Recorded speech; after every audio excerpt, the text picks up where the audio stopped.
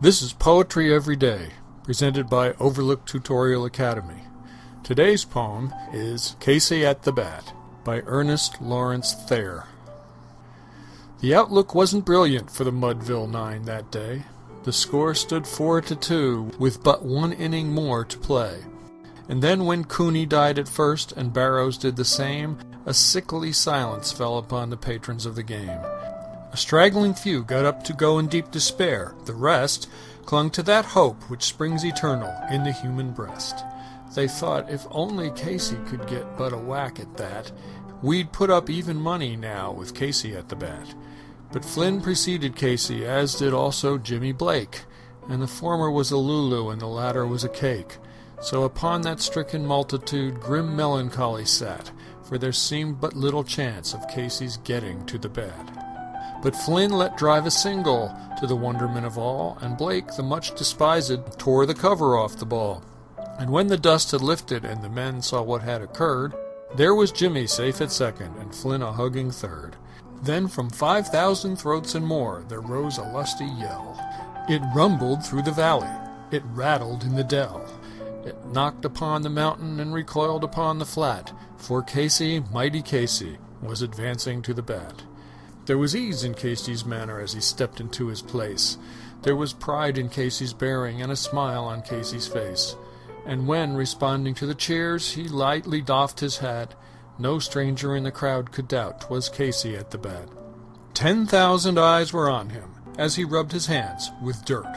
5,000 tongues applauded when he wiped them on his shirt.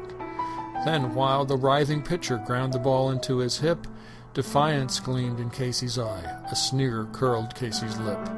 And now the leather-covered sphere came hurtling through the air, and Casey stood a-watching it in haughty grandeur there. Close by the sturdy batsman the ball unheeded sped. "That ain't my style," said Casey. "Strike one," the umpire said. From the benches, black with people, there went up a muffled roar, like the beating of the storm waves on a stern and distant shore.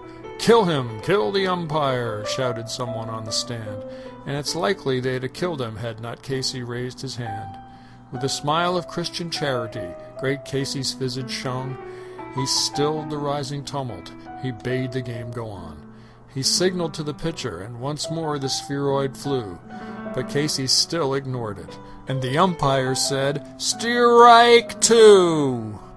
"Fraud!" cried the maddened thousands, and echo answered fraud. But one scornful look from Casey and the audience was awed. They saw his face grow stern and cold, they saw his muscles strain, and they knew that Casey wouldn't let that ball go by again. The sneer is gone from Casey's lip, his teeth are clenched in hate. He pounds with cruel violence his bat upon the plate. And now the pitcher holds the ball, and now he lets it go. And now the air is shattered by the force of Casey's blow. Oh, somewhere in this favored land the sun is shining bright. The band is playing somewhere, and somewhere hearts are light. And somewhere men are laughing, and somewhere children shout. But there is no joy in Mudville. Mighty Casey has struck out.